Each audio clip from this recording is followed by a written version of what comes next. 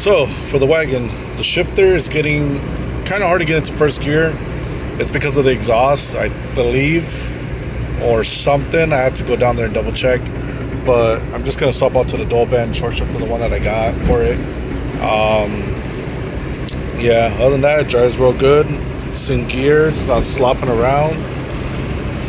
Also did buy a fuel level sensor from John Wildmer off Garage Bell Hondas, and should be in hopefully a couple days, and I'll swap that out.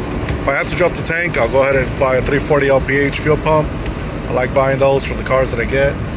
Also got a thermostat coming in for this car because, again, previous owner he removed it. It was due to the other previous owner, it wasn't installed correctly, and yeah, so hopefully that works soon. Throw some coolant and test it out with the pressure, see if I'm not leaking coolant anywhere else. This thing is a lifesaver. I was kind of expecting that the head gasket to be bad, but it's not. It's still good. Where it's leaking from is from the radiator hose up here. As you can see, it's like a little expanded. Oh, can't really tell. Not that one. The one on the head. And that one right there started expanding, leaking out coolant, well, water. I can't do this one hand, but yeah, you see the water dripping from right there. Went ahead to give it a few pumps, and it's slowly leaking. So I went ahead and removed it, cut off a few inches, and now it's not leaking. It's holding pressure. It's still steady at, what is that, 22, 24? I really don't know, 21, 22. Okay, so the real issue was not the shifter that I made. It was the little bracket that goes underneath on the bushing on the top half of the shifter, the one that holds onto the chassis. The little metal piece was actually hitting the back of that long little rod for the top of the shifter. So I went and put the dual band in here, and it's a little shorter, but the throw is like about the same, and it's still stiff from right there. Just very nice. So I went ahead and put the stock O2 sensor back on, added the wideband gauge sensor to it, T-tap, and then someone did mention that the traction bar was reversed. I did have it on the inside, now I moved it over to the outside, so it looks much better like this. And I did actually look up some more videos and photos for reference, and yes, I believe I did have it on backwards. Yeah. So I found my coolant link on the UK. It's the little hose back there. So it looks like I'm gonna have to remove the line. I honestly thought taking this out would be a little bit harder, but it was easy. There's something in there too. See if you can see it. Like a piece of glove or something. I don't know. I'm about to take that out. But yes, that hose back there is the one that's leaking. I'm gonna go ahead and remove it. And I have another one to replace it with, and that should be the last of the coolant links on this car. Pulling this one off was a mission, but I got it off. I don't know exactly where that pinhole is, but it's leaking, and you can see right here, it looks like it was getting all worn out already, I think. Right here, it's all soft. But have this one, the G Plus one. I just gotta cut its size and slide it back on. Everything else is G Plus as well, besides the little ones, and yeah, should be fine after that, hopefully. Everything's back together now.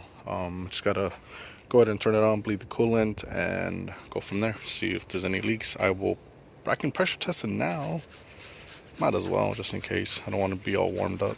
Okay, I quickly pressure test it. It's not leaking anywhere. Seal right here is fine. Everything's all button up, so let me turn it on and bleed the coolant. It's gonna take forever to warm up. Besides the lip drip, I feel like it's ready for the track. I think I need to add more tension, more preload on the suspension, and because it feels just a little tiny loose, like dips. I like it to be stiff, so I feel like that's all I need to do, because when I put them on, I just hand tighten them on there, the spring to the collar, not enough preload, and yeah, just gotta do that and it should be fine. In like 5 minutes, nothing, maybe 10 minutes, I don't know, I haven't been keeping track of time. finally, maybe 20 minutes later, I just ended up deciding to close the cap. But it is the Mishimoto radiator fan switch that's a lower temp. Also a different thermostat that opens up at a lower temp as well. So, and it's a very good radiator and good fan. Okay, so the next thing I'm gonna do for the wagon, can't even do this left-handed.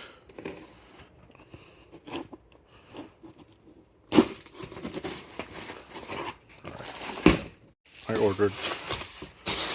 Ooh. Got this used fuel level sensor off of John. Thank you, Garage Built Hondas. I need to put this in the wagon because that does not read at all. It does read, but it's not even correct. So, yeah. Also got this Gates Racing, apparently it's racing, thermostat for the wagon because it doesn't have one. And it came with the gasket, so that's good to have. Hopefully I get to install this tomorrow or something. But I do want to take that one to work since it doesn't waste gas. And I got like quarter tank on that one. But I want to drive this one around. I don't know. We got two options. That third one doesn't work.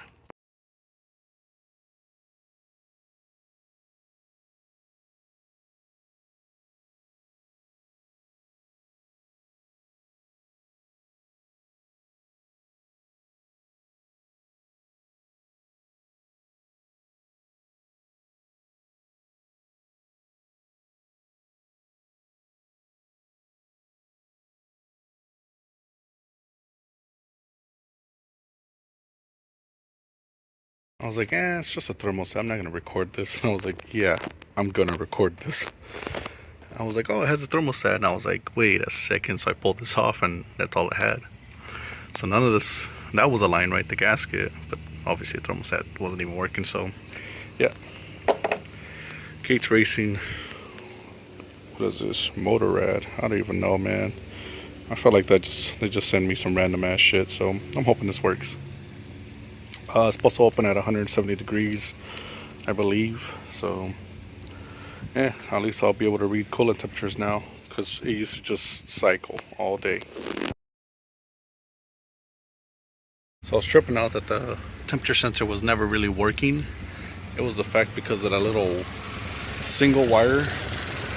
Not the sensor, but the wire itself was like opened. So I closed it up and made sure it connected in there. It was loose, it was just dangling. I never really noticed. I thought it's always been there. And now it works, which is good. It's too low of an idle. You can hear it's like dut, dut. Plus the header seems to be you can hear the popping, so there's a leak on the header somewhere. I can weld that up. What else? Other than that, pretty good. And damn, this thing saves so much gas. Temperature looks good, it's not fluctuating, so that sensor is good.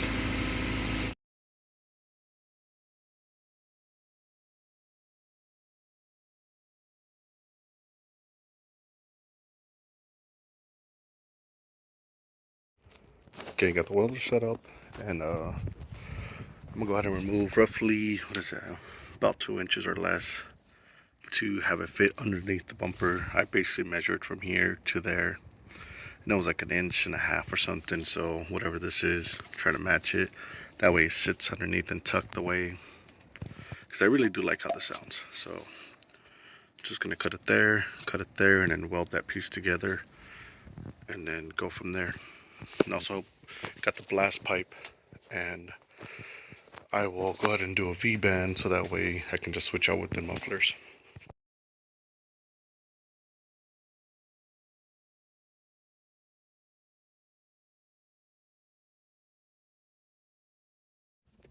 Feels pretty good in the hand. Went ahead and finally changed out the sensor to the brand new one. This one, I don't even know if it's bad, but I'm gonna go ahead and turn it on, bleed it, and then hopefully manually turn the fan switch on, because I don't know if the fans really work or not. So anyways, I ordered 2 slim fans, one for this one and maybe another one over there. I don't know, I gotta keep this cool. Went ahead and jumped the switch, and the fan does kick in.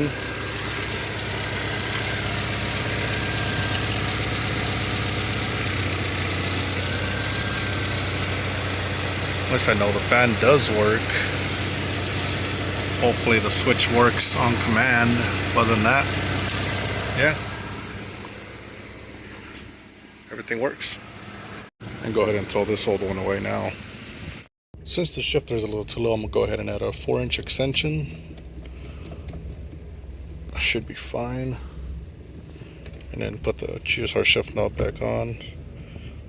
Hopefully I can find another shift knob to sell this car with. I did get a Beat CL9 shift knob, teardrop style, and definitely not gonna let it go with this, but this needs a shifter extension badly because it is way too low. Now that's up here, it's actually a little bit better. Nice. Alright guys, see you guys on the next one.